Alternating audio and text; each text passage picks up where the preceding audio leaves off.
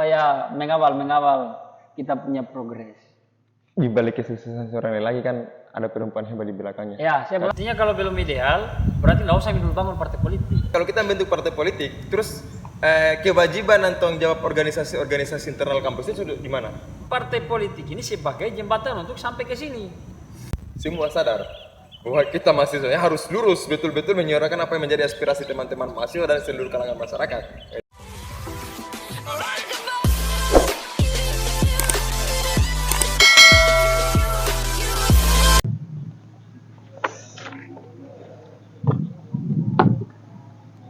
Jika kita berbohong kepada mereka, itu adalah kejahatan.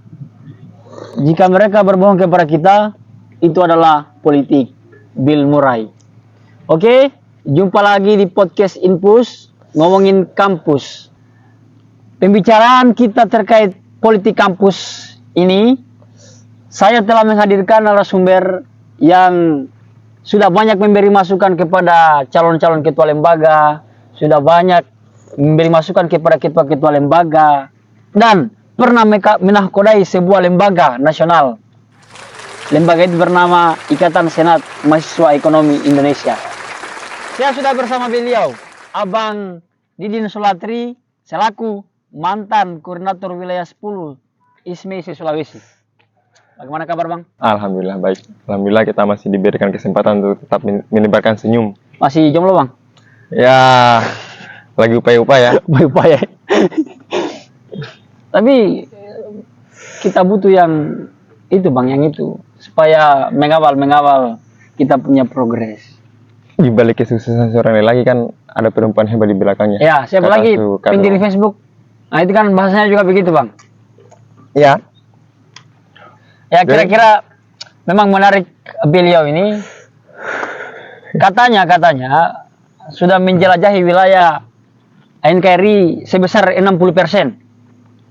Dan pernah menjadi koordinator wilayah 10 se-Sulawesi hampir seumur hidup.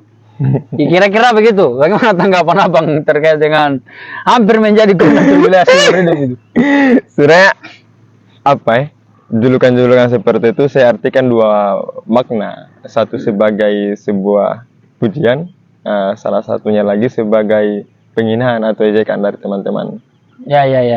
Konteks hinaannya, konteks ya, karena kalau pujian kan mungkin hal yang lumrah, bahwa setiap orang yang mencapai sesuatu hal yang luar biasa itu bisa kita nobatkan dalam sebuah pujian. Tetapi kalau konteks pujiannya juga sudah terlalu kasar, seumur hidup itu kan ya kenapa saya artikan ini sebagai penghinaan ya, karena saya anggap bahwa saya tidak bisa menciptakan generasi begitu. Iya. Saya tidak menciptakan estafet kepemimpinan dalam organisasi itu. Nah, mungkin seperti itu. Oke, Bang. Karena sudah diklarifikasi. Jadi bukan seumur hidup ya? Alhamdulillah sudah selesai 2021 akhir ya, kemarin. Sudah selesai kemarin ya. Dan dibantu oleh COVID. Jadi panjang masa jabatannya. Mungkin dia bunga-bunga dari sebuah proses organisasi ya, seperti itu. Terima kasih COVID-19. Ada hikmahnya lah.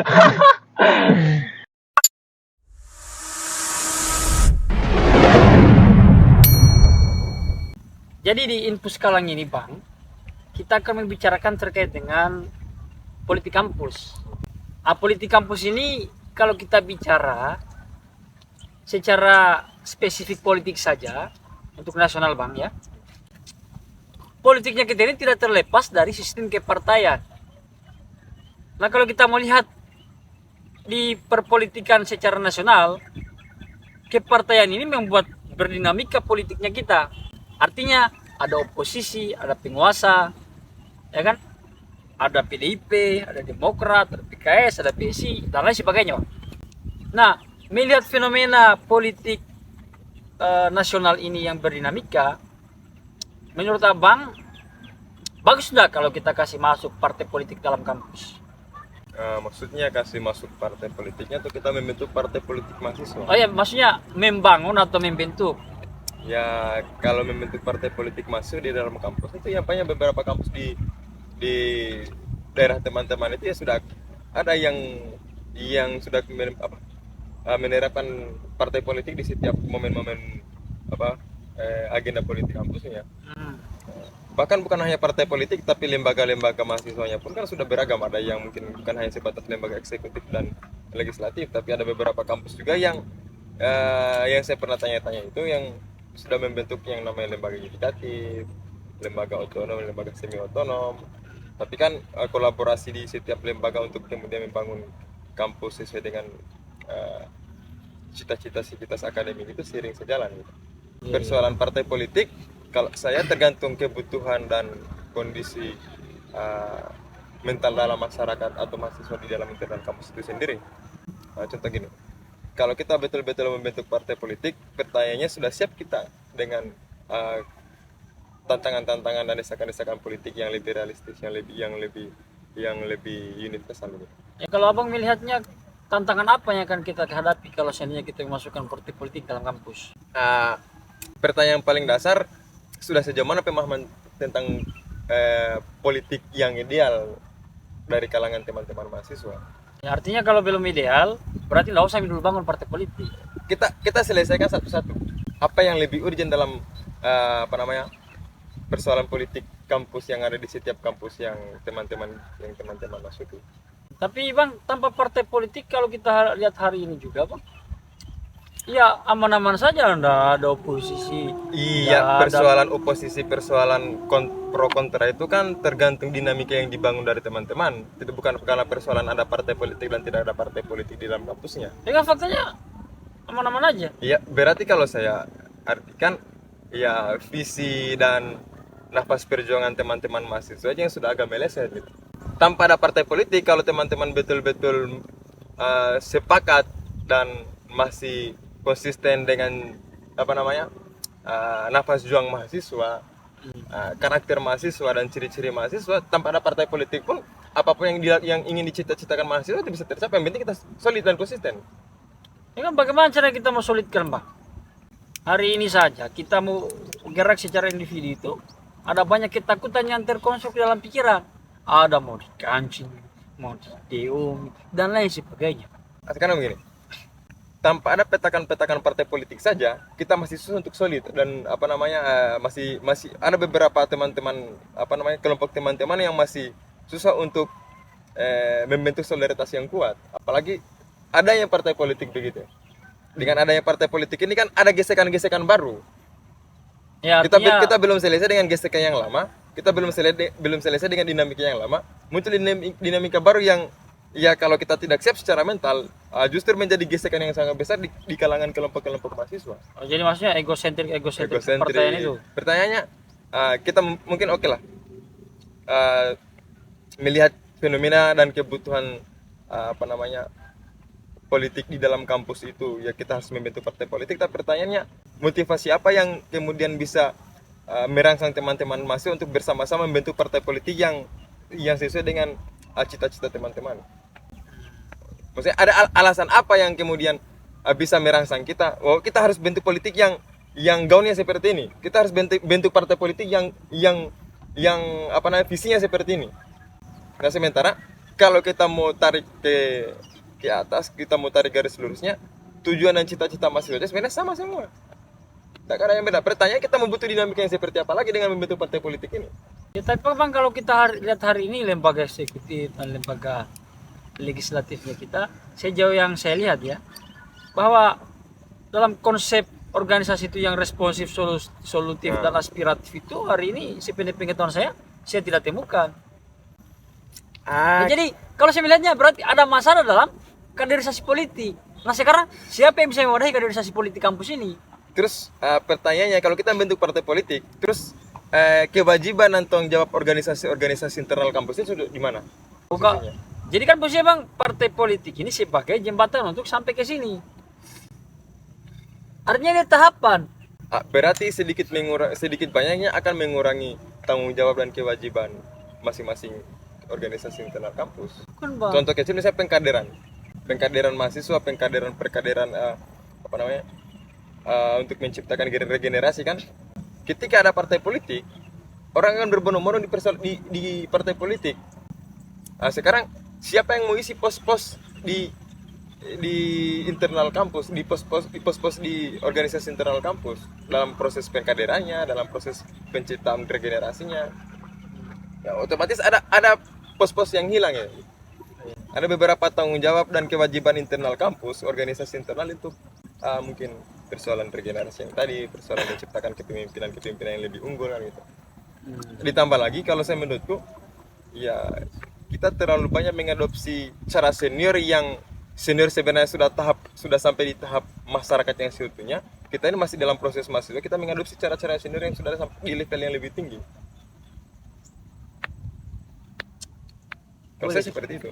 Maksudnya gini, persoalan partai politik itu tidak menjadi masalah besar dalam dinamika politik kampus. Itu tergantung bagaimana kita menyikapi politiknya. Ya, kalau persoalan gerbong, persoalan kekuasaan, persoalan tanggung jawab, tuntutan, ya pintar-pintarnya kita. Oke bang, kalau seperti itu tanggapan abang kan secara tidak langsung kita lihat tidak perlu kita masukkan partai politik dalam kampus. Kalau saya bukan bilangnya tidak perlu, tergantung kebutuhan dan tergantung keadaan dan fenomena yang terjadi di kalangan mahasiswa. Oke bang, kalau begitu pertanyaan selanjutnya yang akan muncul bang, nanti akan ada irisannya terkait dengan kita optimis dengan politik kampus atau pesimis dengan politik kampus itu. Bagaimana cara pandang politik kampusnya kita hari ini? Apakah dia pragmatis kah? Apakah dia idealis kah atau realistis? Kalau saya lihat ini, kalau persoalan gerakan politik teman-teman hari ini kan sebenarnya hampir semua cara-cara politik yang dilakukan teman-teman ada yang idealisnya juga, ada yang sedikit pragmatisnya juga. Banyakannya bang. Mungkin persoalan banyak sedikitnya itu ya siapa yang tahu kan, tapi kalau saya melihat adalah Ya kayak indikatornya pragmatis kan, misalnya kita bicara, misalnya ya diskusi politik kampus itu tidak terlepas dari popularitas, proposal dan jalan-jalan saja. Mungkin ya ada beberapa fenomena yang seperti itu. Tapi kan kalau saya lihat sebenarnya kesadaran tentang politik teman-teman mahasiswa ini saya belum tahu juga, saya belum riset sepenuhnya juga, tapi melihat berdasarkan kacamata saya, hampir semua lah teman-teman kalangan mahasiswa yang apalagi yang notabene yang berproses dalam organisasi kampus itu sadar dan paham tentang seharusnya seperti apa kita menjadi mahasiswa. Iya kan? Seharusnya seperti apa kita menyuarakan hal-hal yang menjadi kewajiban dan tanggung jawab mahasiswa. Tapi mungkin ada beberapa fenomena yang kemudian mendesak beberapa teman-teman mahasiswa atau kelompok-kelompok yang lain untuk sedikit meleset dari apa yang harusnya kita cita-citakan itu. Ya oke bang, kalau berdasarkan realitas yang kita lihat, apakah kita optimis atau pesimis dengan politik kampus hari ini? Maksud saya, konteks optimis dan pesimisnya ini kita lihat pada actionnya legislatif maupun eksekutif ini. Kalau persoalan pesimis dan optimisnya agak pesimis sebenarnya, apalagi kan melihat Sepakat kali ini bang. Melihat gini, kita terlalu jauh masuk ke hal-hal yang lebih universal. Nah sementara kita belum selesai di persoalan mindset. Cara berpolitiknya kita yang ideal itu belum sepenuhnya tuntas begitu. Kita mau masuk ke persoalan politik praktis, tapi kita belum paham tentang politik yang idealnya seperti apa. Ya bang, kalau begitu politik yang ideal itu seperti apa bang? Ya bagaimana cara kita bersama-sama menyuarakan apa menjadi kewajiban kita bersama, kemudian kepentingan masyarakat umum kita bisa selesaikan. Tapi jangan lupa kepentingan masyarakat umum, kepentingan kelompok-kelompoknya mahasiswa saja secara universal maksudku. Ya sederhananya misalnya begini, ada jual beli itu. Iya. Ya fenomena-fenomena yang bawa parcel bang. Tapi maksudnya ada lembaga tidak menyuarakan ini. Iya, berarti itulah yang bikin kita harusnya menjadi pesimis. tanggung jawab lembaga. Itu menjadi tanggung jawab lembaga, menjadi tanggung jawab organisasi, menjadi tanggung jawab bukan hanya lembaga lah, menjadi tanggung jawab mahasiswa melalui panggung-panggung organisasi. Ya. Harusnya seperti itu. Tapi seperti saya katakan tadi, kalau teman-teman sadar tentang tanggung jawab ini, tanpa ada partai politik masuk dalam kita bentuk dalam dunia kampus itu persoalan ini selesai. Kemudian kalau memang persoalan ini selesai, persoalan partai politik kita membentuk dalam dunia kampus ini persoalan dinamika saja. Bagaimana cara kita berpolitik lebih berdinamika? Ya tapi kan sulitnya kita bang, kaderisasinya kita kan kebanyakan kaderisasi pragmatis. Makanya saya bilang tadi, kalau toh memang kita belum siap membentuk partai politik dalam kampus, maksudnya dalam artian bahwa kita belum tuntas dalam menyelesaikan persoalan-persoalan mendasar di kalangan kepentingan mahasiswa, tanggung jawab mahasiswa, jangan dulu kita masuk terlalu jauh. Ya. Membentuk partai politik apa segala macam terlalu jauh kalau saya pikir. Berarti jangan dulu bangun partai politik. Ya kalau saya secara pribadi, Kuatkan dulu paradigma. Makanya kan gini, saya kalau teman-teman atau adik-adik yang selalu minta gambaran, minta gagasan, minta pandangan atau mungkin minta sedikit versi tentang proses di kampus, saya hanya sampaikan perbaiki cara berpikir, perbaiki mindset. Ya. Tapi kan kita sulitnya hari ini bang, ini kaderisasi pragmatis itu masif.